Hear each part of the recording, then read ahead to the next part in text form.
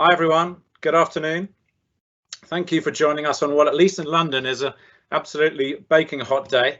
Welcome to the launch of our phase 1 findings of our Thinking Inside the Box research project. Yes, and I hope you're all doing as well as can be, given the terrible health and economic situation we find ourselves in currently, and have adapted well to home office life without too many issues. I'm Harry Harcus. I'm Managing Director of Finecast in the UK, and we're going to spend the next hour uncovering what I hope will be some fantastic insights and pieces of research for you. I think one positive that's come out of all of this, and it's probably not a new thing to say, maybe even a cliche, is just how much innovation and adaptation is happening at the moment. So many fantastic new ideas, ways of working being explored absolutely every single day. So to the extent that it actually feels like new ground is really being broken.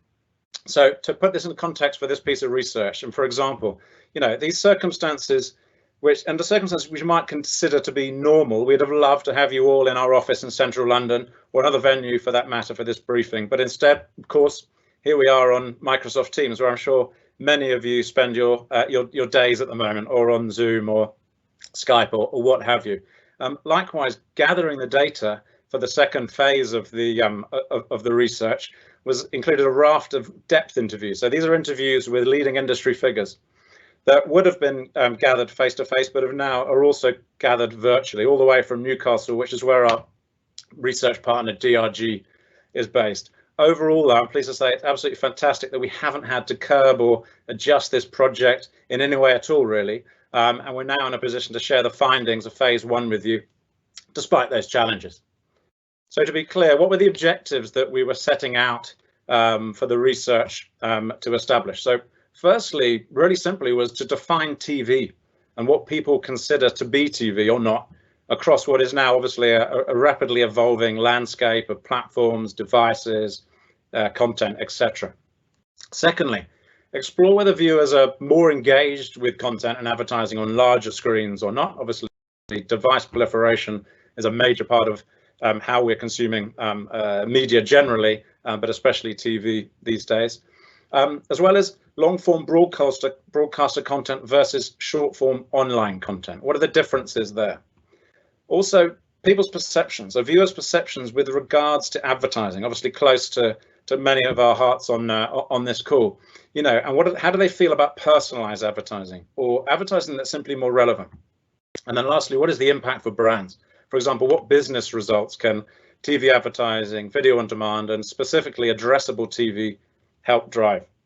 Phoebe from DRG will explain more about the methodologies used, but it's ultimately in phase 1 that's made up of 3 elements. Ethnography studies, which for anyone that's aware of how ethnography studies work, you'll realize had to be pre-lockdown. So thankfully, we conducted those pre-lockdown.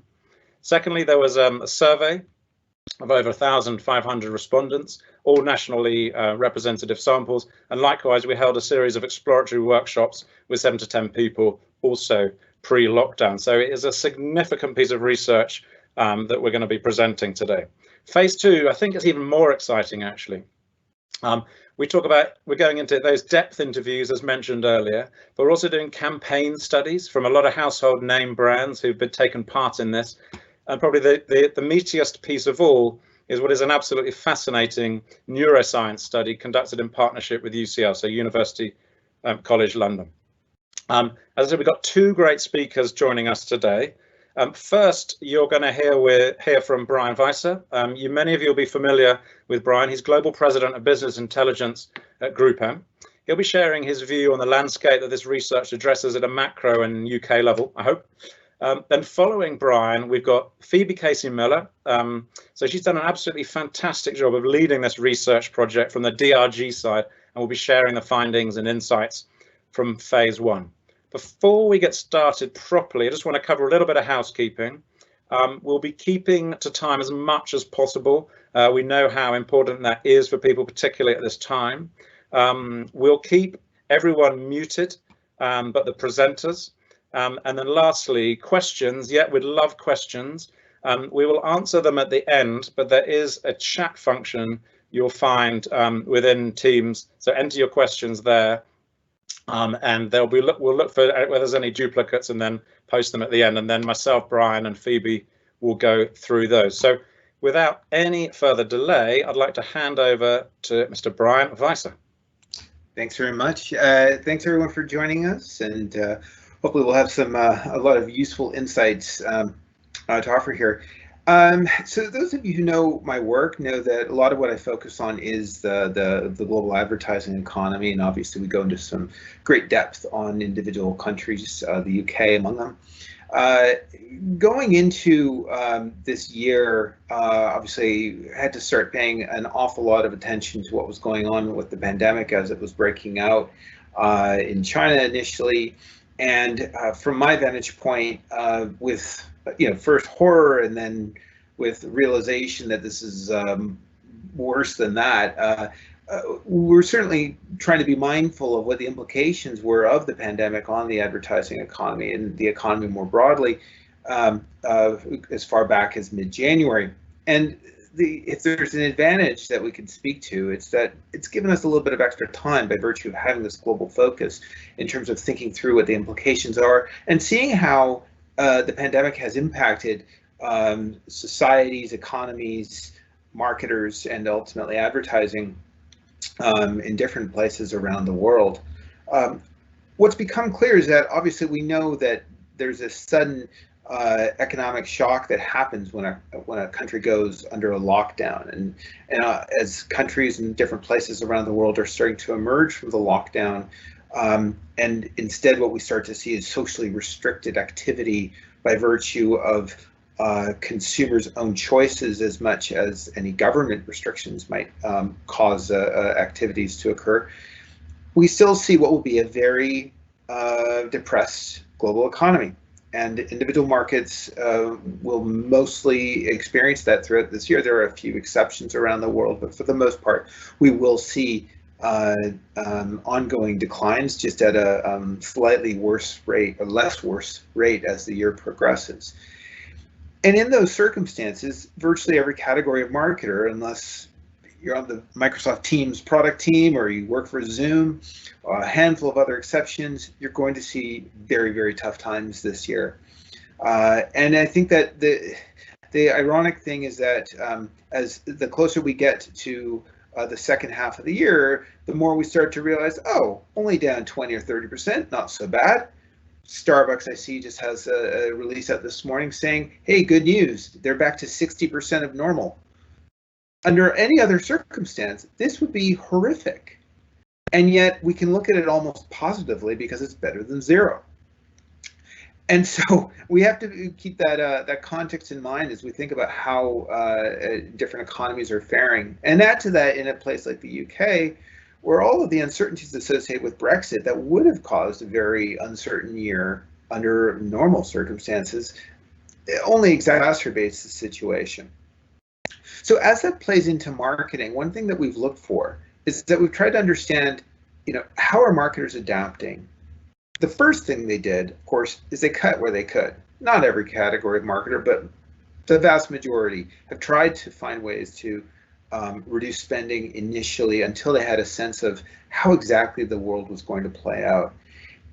Certainly by the beginning of April, I think most marketers started to understand, all right, we're going to have to find a way to keep going as best as we can, as long as we can be liquid. And thankfully, governments around the world, no less in the UK, made sure that there were either backstops available or that liquidity was possible and capital is basically available. And so businesses got comfortable with the idea that they can be going concerns throughout this pandemic. And certainly, as we saw in China, again, going back to the fact that they had about 2 months of experience ahead of the rest of the world on this, you could see that there's a gradual resumption of normalcy and a sense of confidence. And at the same time, I mentioned this broader backdrop of uncertainty and, on an absolute basis, just decline.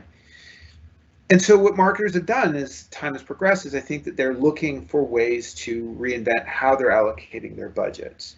And that means, whether they're doing this or not, I think they will increasingly look for different ways to optimize their forests maybe better than they've been optimizing their trees? In other words, can they look for different ways to organize the entirety of their marketing budgets so that if they need to save 5 or 10 or 20%, that they can find ways to reorganize how they're thinking about things, how they're what they're prioritizing. In many cases, certainly a lot of marketers have made transitions to shift a lot of their sales towards e-commerce based channels. For lack of a better characterization, business transformation has probably occurred at a far more rapid pace over the last 2 or 3 months than it did over the prior 2 years. And I think that that's part parcel of how marketers are adapting. But note that they are rethinking or should be rethinking how they're organizing their budgets, that obviously will play into individual media. That is to say, any marketer who hasn't already given consideration to whether or not they should be using conventional, broad-based audience targets that are defined on age and gender, or if they should be looking at audiences based on other characteristics. I think that every marketer and every senior decision maker at every company is more open-minded now than they've ever been to looking at the world differently, as I say, to optimize their forest rather than their trees. And so that obviously will play into what we're about to talk about with respect to addressable TV or advanced TV in its broader forms. I do think that more marketers will look for different ways to use the medium of TV, or at least this is the thing I'd encourage everyone to make sure they've done if they haven't already, is to reassess the underlying assumptions behind why you've done what you've done if you're a marketer. Why have you identified that an age gender based target is the right way to prioritize a budget versus some alternative? I think every assumption that has been made going into a media budget should be revisited in this point in time. And I think that there are tremendous opportunities to be more efficient. That's not to say that the old ways of doing things are wrong for everyone. I think for many marketers, it could be that last year's plan is just fine. There's no need to change. But I think that this is a time where marketers have the opportunity to be bolder than they've ever been before with respect to their internal management. And that is to say, there's never been a better time to go to a CEO, forget about head of marketing, but the CEO of a company. And if you've got an idea or an approach where you can completely re-engineer what you've done, there will never be a better time where you'll have a more receptive audience to doing things differently. We will see that play out, I think, in the broader advertising market as we try to anticipate where changes will happen. As I mentioned, e-commerce is maybe the most visibly obvious example, but it will play out in other media and different ways to use different media, including television, including advanced TV and addressable television.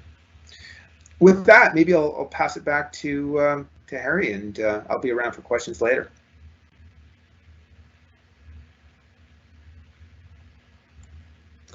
Thanks, Brian.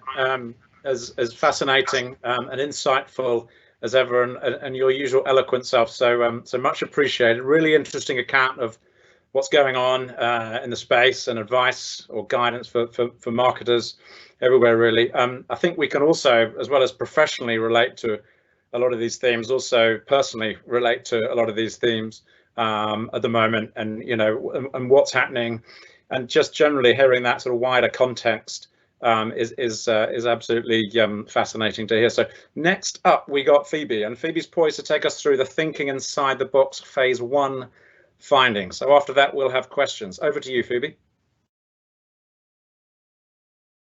Cast on whole thinking inside the box. I just want to take this opportunity before we get started to say that I hope that everybody is safe and well during this difficult time, and that this is a nice break in your day if you're working from home. I know that personally I've been tuning into a lot of webinars, which has been a nice break for my day.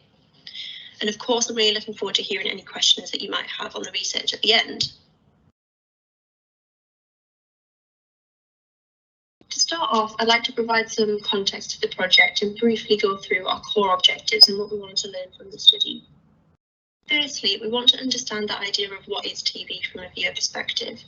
The traditional notion of TV is changing and many things are fueling that. So everything from the increased flexibility in viewing broadcasted content, more and more subscription services becoming available. So the recent example of Disney Plus adding to the competition for viewer eyes, and the ability to view on different devices and people becoming more comfortable with that. Secondly, we wanted to explore the roles of big and small screens, as well as broadcaster TV content and online video in people's lives and how they engage with them differently. Finally, the real crux of the study is to explore addressable advertising from different perspectives. So in terms of viewer engagement and appetite, opportunities and challenges from an advertiser, agency and industry viewpoint, and the impact of using addressable advertising on business metrics. We've now finished phase 1 of the project, which included workshopping sessions to understand the why behind viewer behaviour and opinion, face-to-face ethnography sessions where we observed natural behaviour in people's homes, viewing TV content and advertising, which I'm sure you can imagine was fab for me. So as part of my job, I get to go all around the country and watch people watch TV and of course meet their lovely pets. After this initial exploration, we then wanted to quantify the size and scale of the ideas and themes that had emerged. So to do this, we did a nationally representative online survey of 1,500 UK adults who viewed some form of video or TV content regularly and had a TV screen in their homes currently. And then, as ever with a big research project, once we realised we had more unanswered questions when we pulled everything together, we did a short series of polls. I'd just like to highlight that phase 1 has really been focused on the viewer perspective. So this is one angle to a full holistic project, and that the industry perspective and that measurement will come later on. I'd also just like to say that the data that you'll see in this presentation was collected before the COVID-19 pandemic. Now, I'd like to start off by talking a bit about change in viewer behaviour. So we really explored these ideas to provide some context and aid our analysis of the other areas that we were really keen to explore. Now, almost 6 in 10 people in our sample thought that the way that they watch TV has changed in the past 5 years. So people are consciously aware that their behaviour is changing, and this actually rises to around 7 in 10 for 16 to 24-year-olds. So younger generations are more likely to think that their behaviour has changed. There were many changes that viewers were aware of and commented on. The most prominent was the wide availability of content at their fingertips. One respondent described the beauty of TV being that it's never ending and it will go on forever. And I think this really shows that viewers are very in control, but there's also that feeling sometimes that there's too much to choose from. I'd like to play a short video from our ethnography participants talking about TV and what they like to watch. I don't want to be governed by what's on TV. BBC iPlayer, I think of Netflix, so that's just like so convenient. Documentaries, series, films. I like drama, I like sport, I like music, I like comedy. So it's definitely like more of a variety. We were particularly interested in looking at broadcaster video on demand in this study, so I'm just going to focus on that for a few moments. Convenience and flexibility were really clear themes that emerged here, and broadcaster video on demand is playing a part in that. People don't feel governed by a schedule, it fits into their busy lives, and it really again highlights that idea of control. They have complete control over what they want to watch. They can watch content made by the broadcasters in a way that suits them. Perceptions of BVOD are really interesting, as broadcasters have used the language of catch-up. Clearly is seen in a very different way to subscription video on demand. But certainly this leads that it isn't just a catch-up service anymore, it's a way of viewing and part of the modern notion of TV. If we look at claimed viewing behaviour between linear TV and broadcaster video on demand amongst our total sample, we can see that the skew and the pattern of data is very different for each. So firstly, there's a big difference between the number of people who are viewing VVOD daily compared to at least weekly, whereas for linear we see high proportions who are viewing every day. So people are watching these things in very different ways, and potentially broadcaster video on demand is more about appointment viewing, it's more about sitting down and choosing to watch something, whereas linear TV may be more about having on in the background or to pass the time or out of habit. If we were to add SVOD into the mix on this graph, the viewing habits would follow a similar pattern to BVOD, so we can see the way that people are watching video on demand services are very different to how they might watch linear TV.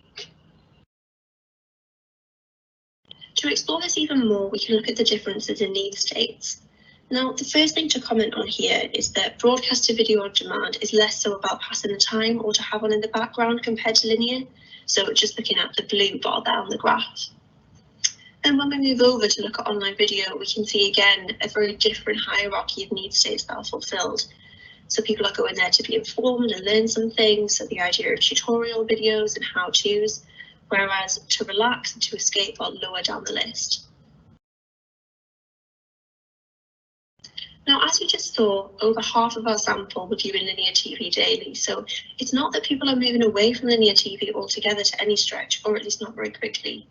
We live in a world where viewers have so much to choose from that they've really managed to mould how and what they view to their own preferences and needs. So these different types of content play unique roles within that full holistic viewing experience that people have.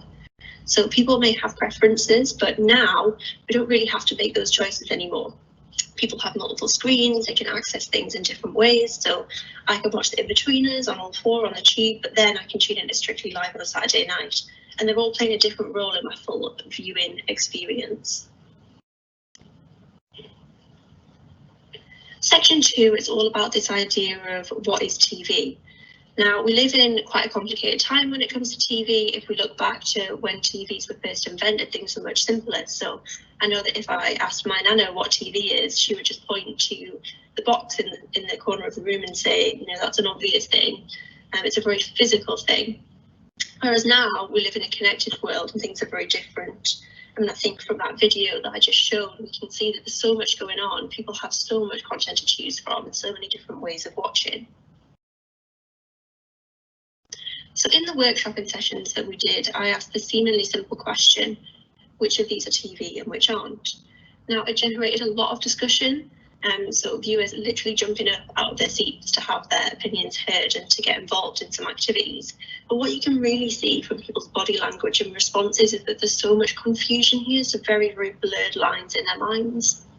Now, it's probably not something that people have thought too much about before, because why would they? They just want to watch content. But from our perspective, it's interesting to know what's fueling how people define TV. So 60% of respondents in our online survey felt what they defined TV to be over the past 5 years has changed, with a further quarter sitting on the fence and only 14% who disagreed outright. In the workshopping sessions that we did, we asked people to write down their definition of TV, and I'm going to play you a short video now which groups what they wrote down into some key themes. Now, firstly, we've got that very traditional perspective of a screen in your house, so it's very associated to the home. Then we move on to more emotional responses, so this idea of it being a window to the world, a magic box, a place to relax. Then that really important need of entertainment, which we know that TV really successfully fulfills. Then we have the notion of the major UK broadcasters, and just to note here that it's not about linear, it's more about the brands. Then we have the idea of just general programming, so any show, anywhere that I can watch a show, whether that's streaming or watching on TV. And then finally, we have the more physical ideas around the technology behind TV. So what are the size and the scale of these ideas? So at the left-hand end of the scale, we have linear TV, or what we're going to go on to hear that participants will describe as normal TV. But if it's not normal TV, then what is it?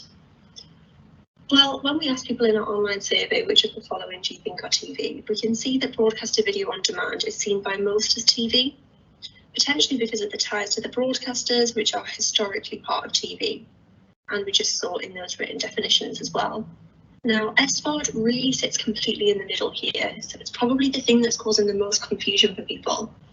Someone actually described Netflix as being its own entity, so if you're watching Netflix, you're just watching Netflix. So Netflix really dominates perceptions around SVOD. And it'll be really interesting to see how that changes as more players emerge in the landscape.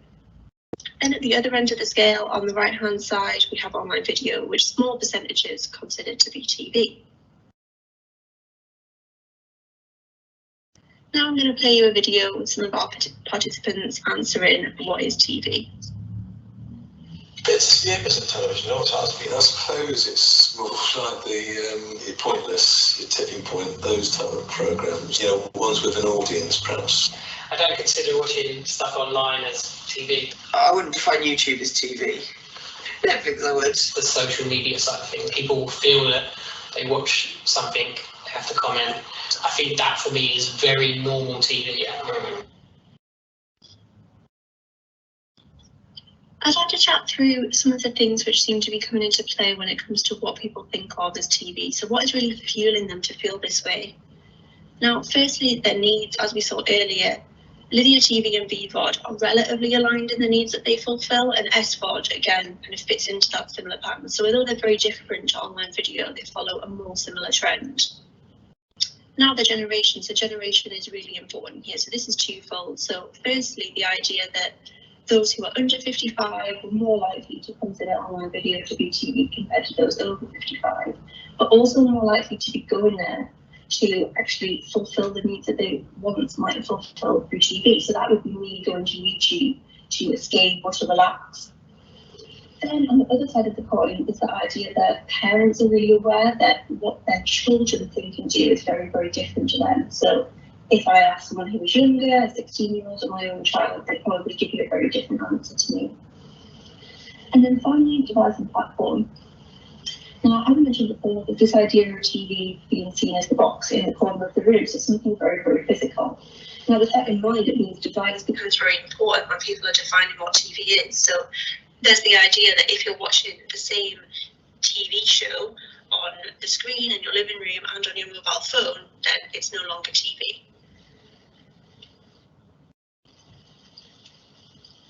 Moving on to section 3, which is all about the differences between these type of content in the minds of viewers. So we know which ones the viewers classify as TV, but what do they actually think about them and how do they fit into their lives? These were some of the key themes that came out around perceptions of TV versus online video. So we did a nice activity in some of our sessions where we asked people to think if TV programming and broadcasters were in an argument with online video, what would they say to each other about why each was better? TV is perceived as regulated content, but also as being more general content, so made for mass audiences. The idea of trust is really interesting. So with online video, there's clearly the perception there that anyone could put anything up and you have no control over that. So there was one lady who said she'd be happy to leave her kids in front of the TV on a Saturday morning, but not with the iPad. There was also another woman who said, I just wouldn't trust something being advertised as much online as I would on TV. One other thing that I wanted to point out here is the idea of stigma. So I'd say on some occasions that there is less of a stigma about watching TV on the big screen than watching online video. This is likely fueled by people having negative perceptions around too much screen time on their mobiles, and I think something that's quite a big trend at the moment with health and well-being. It's often perceived as a waste of time or a negative behaviour, whereas for TV, particularly for families, there's that idea of it being a shared moment and something positive, or even for an individual, it's a time to escape, it's a time to relax, which is seen as something that's very positive in our lives. I'd also really quickly just like to mention a little bit about youth viewers and online video. So we've already seen that younger generations are more likely to be using online video to fulfill these more emotive needs, and also more likely to classify it as TV. Now, I think when it comes to youth audiences, they're really drawn to the raw, real, personalised content that they can find on there. So the idea that they can find something really niche that is really, really relevant to them.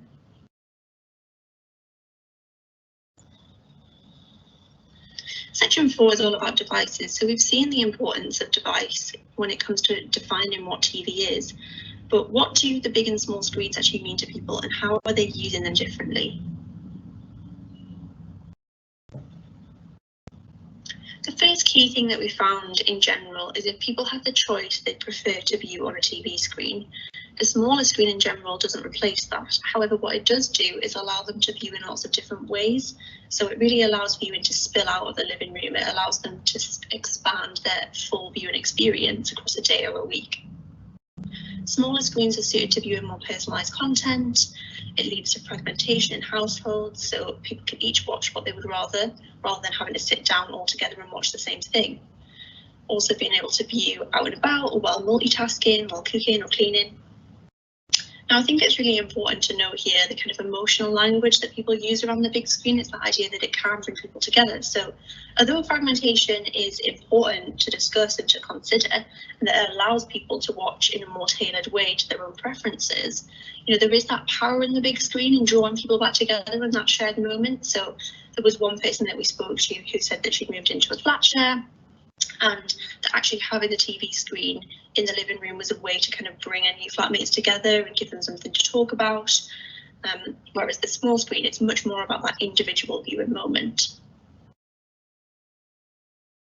I don't have a choice. If I was sat in the front room, I'd shut the telly off on the phone. Tend not to use a laptop because it is that trying to break away from work sort of thing. I feel like it's worse to sit on. I feel like because there's a bit of like a stigma now back on being on the phone so much, and I don't feel as bad if I'm sat watching TV. The majority of users would rather watch linear TV, broadcasted video on demand, and subscription video on demand on the bigger screen. Now, again, it's really clear that certain types of content and viewing moments are suited to different devices, but each play their part. The big screen is often more about sitting down and choosing to watch something in the moment. The majority of our samples, so these are people who live in a household with a screen currently, think that they'll always have a TV in their house. Now, there were ideas that it's an important part of the home. So one lady actually said that she'd be embarrassed not to have a TV if she brought people round.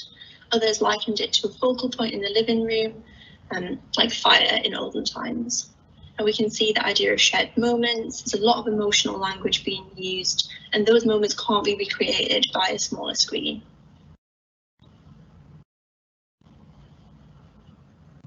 In this final section, I'd like to talk a bit about advertising. Now, in this study, we're looking at TV advertising from lots of different perspectives. Advertising is obviously a lot more complicated than just what viewers think and feel about it, which is why we're also using neuroscience to explore subconscious engagement, exploring an industry perspective, and using modelling to understand the impact of addressable TV advertising on business KPIs. So this is one of those viewpoints, and I think understanding what viewers feel outright about things is a really good place to start in any research project.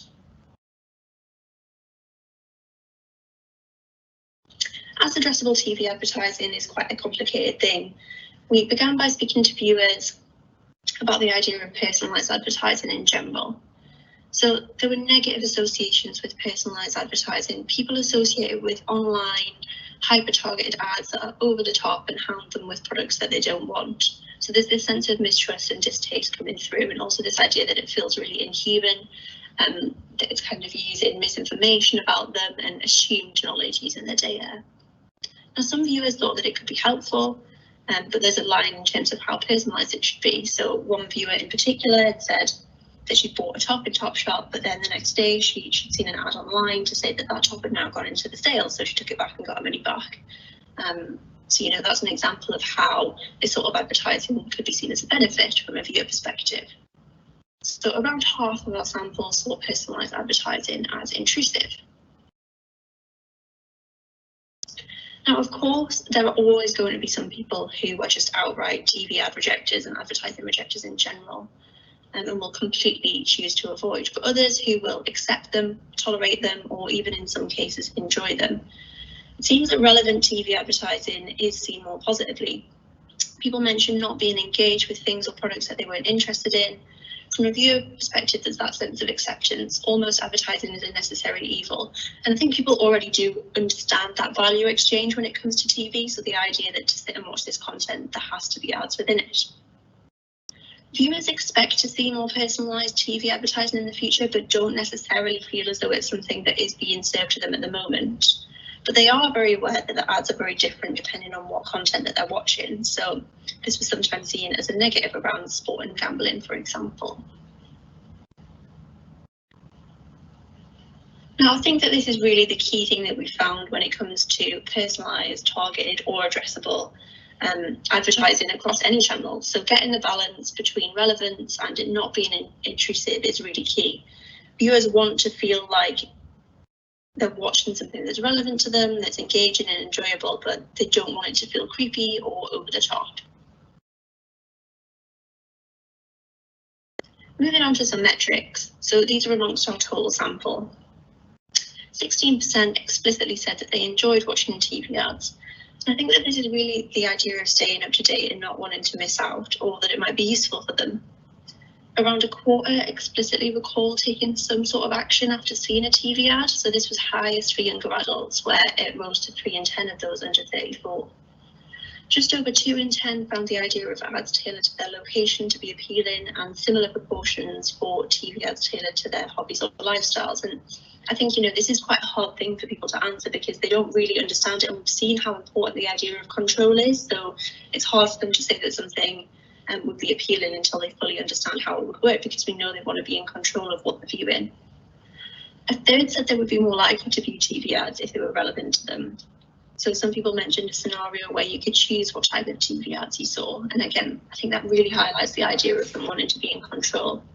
We also did a poll which asked people which channels they felt were most trustworthy, and TV came out as the highest amongst our prompted list. If you're not in control of it, I guess. If they were advertising, like John Lewis's Black Friday, and that they have got 20% off in John Lewis and like 20% off in Selfridges at the moment, like that would make me or my family go, well, that we've got to go. Yeah, there's no point in giving me an effort that I'm not interested in, is there?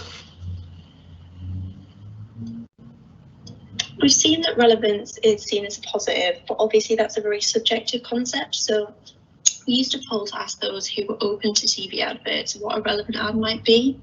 So firstly, in the moment, something that they need right now or something that they'll probably need in the future came out top, followed by brands and products that they like or are interested in. Now, one thing that I haven't gone into too much detail on today is the importance of creative from a viewer perspective.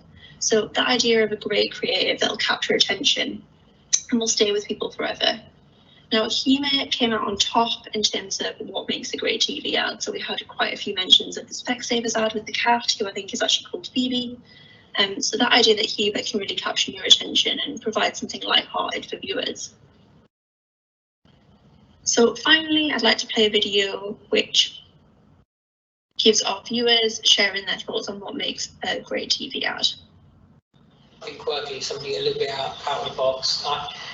Something along the lines. I tell you what, I think it was actually quite a clever advert, but McDonald's coffee, where they talk about flat white, is memorable. Like that's what I'd expect from something like ASOS. Yeah. Something a little bit different. I think it's got to be believable for me. Keep it short, keep it simple, keep it catchy. If it's a well-run advert, good music, bit of comedy. I think it's more the quality of the advert. If that catches your imagination, even if you're not actually in the market for the product. It was a John Lewis one, the Christmas one. I don't know if it was like last year or the year before. And it was a boxer on a trampoline, and then like you got like trampoline like basically for like the kid for Christmas, and like all these little like forest creatures would like come out. Like there was like a hedgehog and a fox and everything. They were all on the trampoline, but like we'll never forget that one. That was dead fun. And it made it like. It made, I think I can't remember, it made us laugh and cry, to be honest. Like it was like nice and enjoyable to watch. Those ones that sort of stick in your memory. You might not remember the product. You might remember it because it's not that it would influence me, but George Clooney. But you might not remember the product.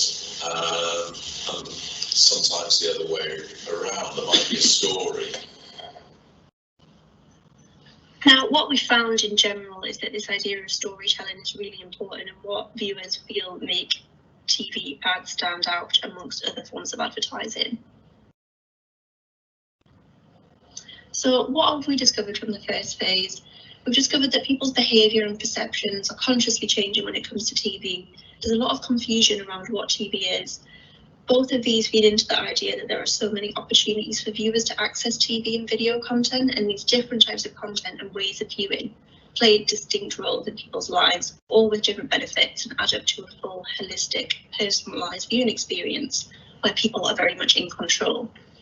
Now, there's still lots to come with this project, and in phase 2 of the research, we're partnering with UCL to develop a neuroscience experiment where we'll actually be measuring levels of engagement when it comes to addressable TV advertising using a mix of behavioural and physiological measures which allow us to look at some of these questions in an implicit way. And finally, we're using econometric modelling, working alongside some advertisers to actually explore the business impact of running addressable TV advertising and exploring ROI. So thank you all very, very much for listening today. I've popped my email address on there in case anyone has any questions and they'd like to get in touch with me directly. Or my name is a little bit of a mouthful, so if you'd rather just contact me via the DRG website, feel free to do that as well. So thanks again for listening, and I'll pass back over to Harry.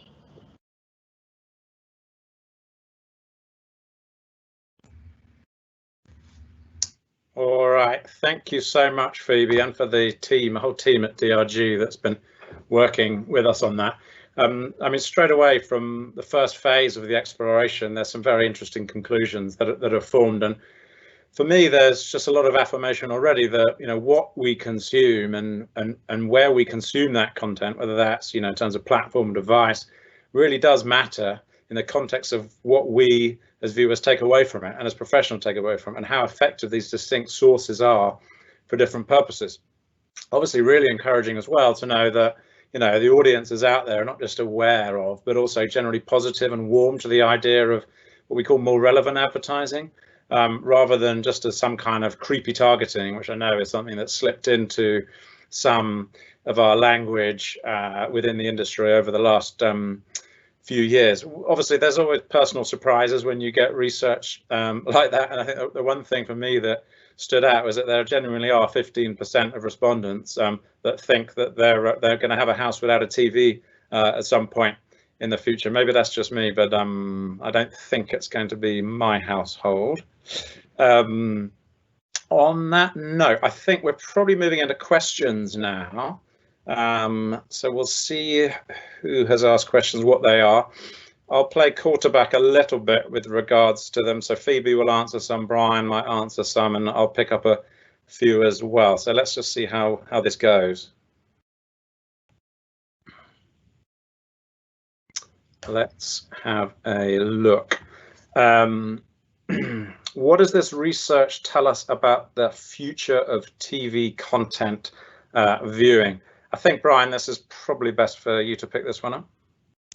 Well, you know, I'll throw this out that one of the things I think is likely to play out in different countries around the world, including the UK. I do think that the premium SVOD services have a good chance of taking share of viewing. Frankly, it's so hard to say, and it's so dependent on what gets produced, right? If someone has a great idea for a new form of content, that will take share, right? And if a certain media owner or media type tends to rely on that kind of content, then they'll take share. So it's somewhat circular too, and just depends on so many variables.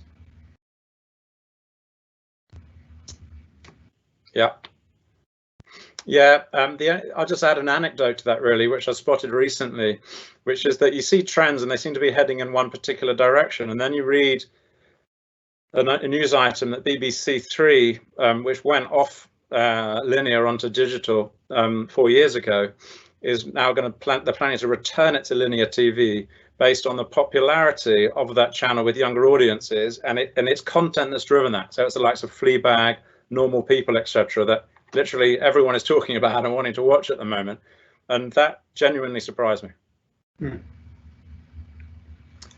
Okay, so this is definitely a research question next. So Phoebe, this is for you. What were some of the research considerations?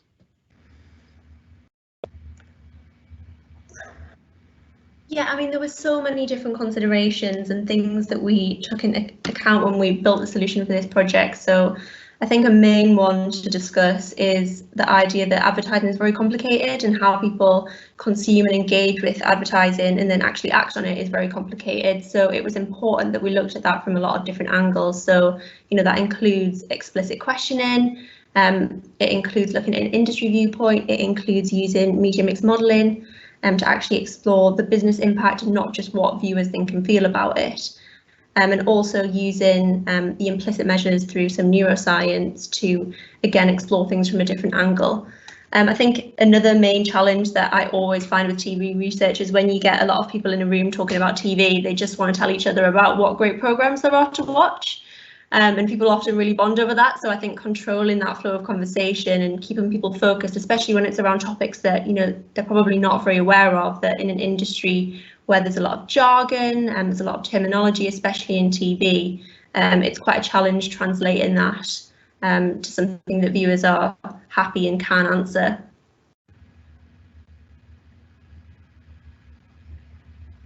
Yeah, thanks, Phoebe. I actually think there's two more questions here that I think would be good for you to answer, and maybe Brian and I can jump in on them. Is what are the implications for planning and buying TV?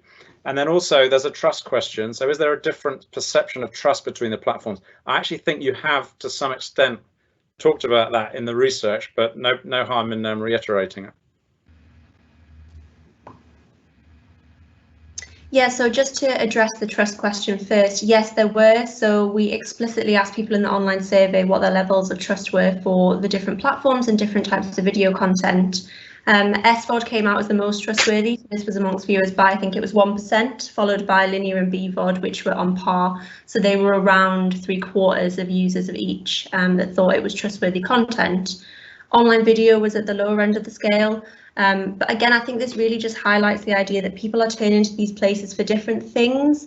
So, you know, if users don't think that social media video content is trustworthy, they are still going there for something. And, you know, I think the COVID outbreak really just emphasises that. So I think we've seen lots of people turn into linear TV and higher proportions watching BVOD as well, which shows, you know, in a time of challenge, when people have questions and are worried, that kind of turn into those more traditional channels for trust, but probably turn into social media or YouTube for something different. On the second question around planning and buying, you know, I think that this research really highlights so many areas of discussion.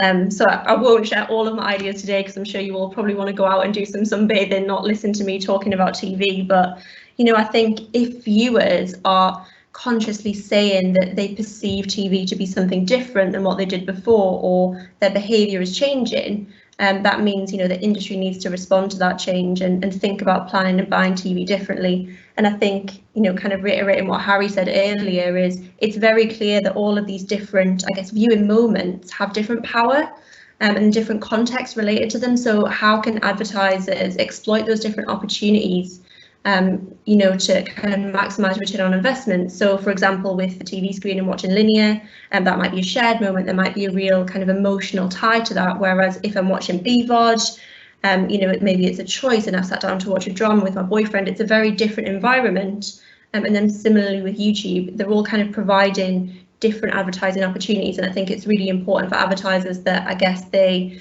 look to see how TV could work as a whole and maximise on those different opportunities. And then from another angle is the idea that we talked a little bit about around the trust in advertising. So I think I mentioned a little bit in that presentation about the kids of today. I am incredibly interested to know what the kids of today will think about TV and what their behaviour will be when they grow up, because I do think it'll be different to ours.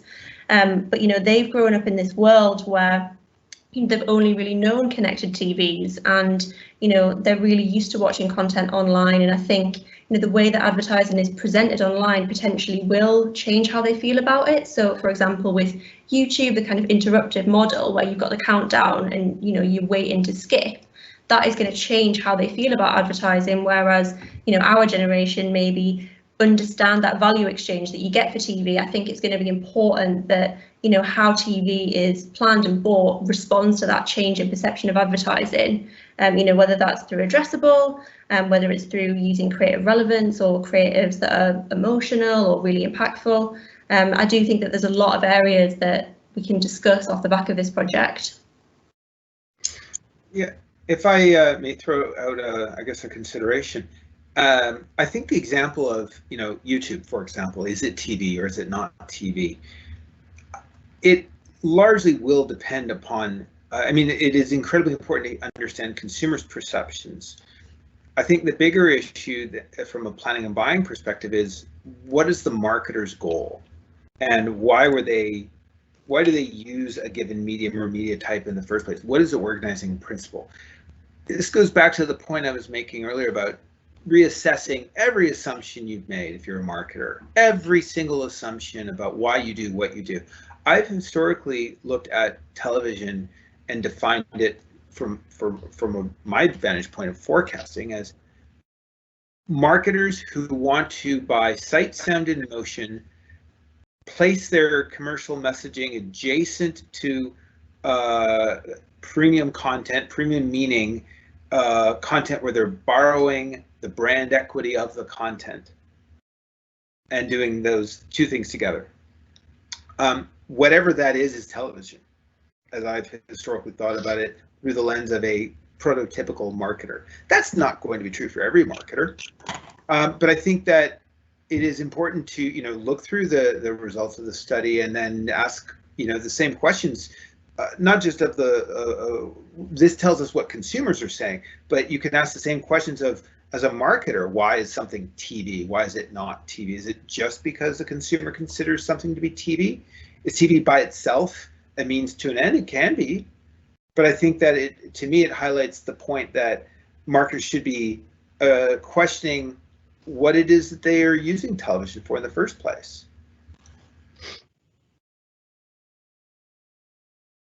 Yeah, absolutely. Just to add to that, since we've got quite an agency and marketer crowd, I'm sure, I think, you know, talk to different aspects of it, but definitely we are talking much more about total TV planning and buying now.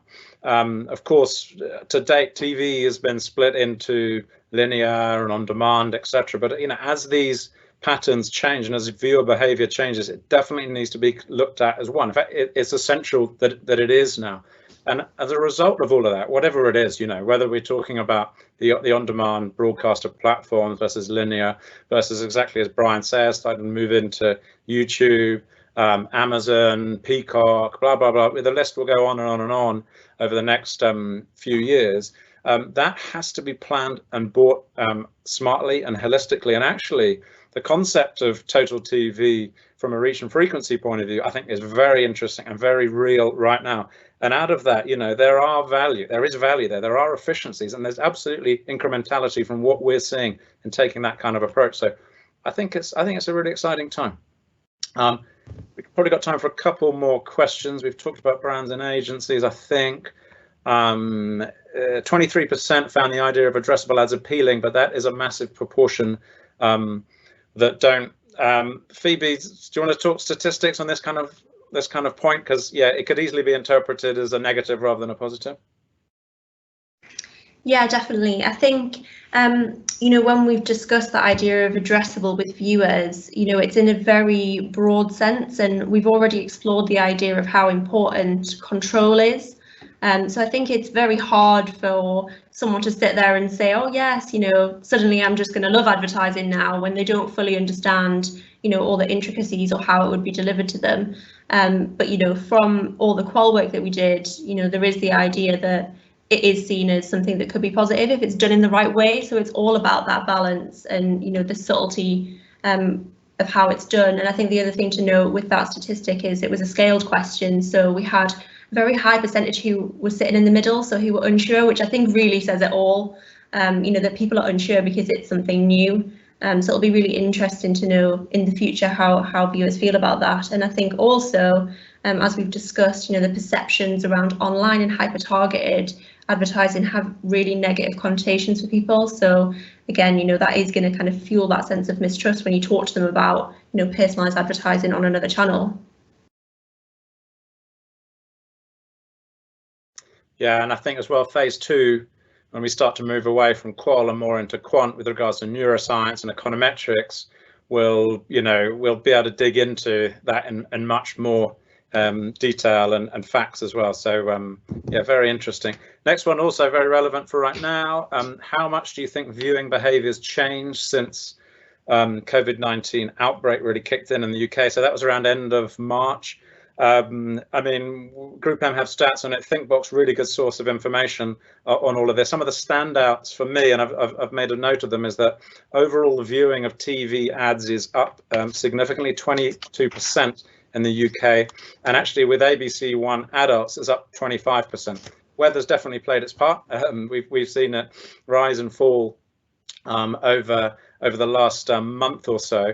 One other factor is that not necessarily more people are watching TV, but people are watching more TV. I think that's a big theme. Mutual shared viewing is up significantly. So this is where more than one person watching a TV program at the same time in the same household. That's up 24%. So households are being brought together by TV, and I think we can probably relate to that. Those that live in house shares or with family members, etc., can relate to that. And TV is becoming, or even creating, routines within the lockdown period for how people are living. Changes in peak is another kind of interesting one. I think particularly at the start of lockdown, you saw the late peak period decline. That is now risen back up to pre-COVID-19 levels as well. So that was an interesting pattern. TV viewing during the day, that pattern has moved back up. Weekly reach, week on linear, relatively fat, but on demand increased dramatically. So plus 20% increase on demand viewing. So we're seeing differences within the types of content, platforms, etc., in terms of viewing, but there's a wealth of information out there on that you can find. Yeah, if I could add something, I mean, certainly one thing we've seen, I think, in the UK and certainly in countries around the world is that as this period of time has progressed, the rates of year-over-year growth have decelerated, and so we are starting to get back towards normal in general. But I think an important point in the context of what we're all talking about here today is that I think that as you start to see, if the streaming services generally take more share, non-ad supported content takes a growing share of what viewing we do have, that's going to make managing reach and frequency, assuming reach and frequency are still reasonable objectives, which for most they will be, will require extra skill, attention, or service providers. And I think that that's an interesting thing to be thinking about, how reach and frequency will be managed as those viewing changes play out.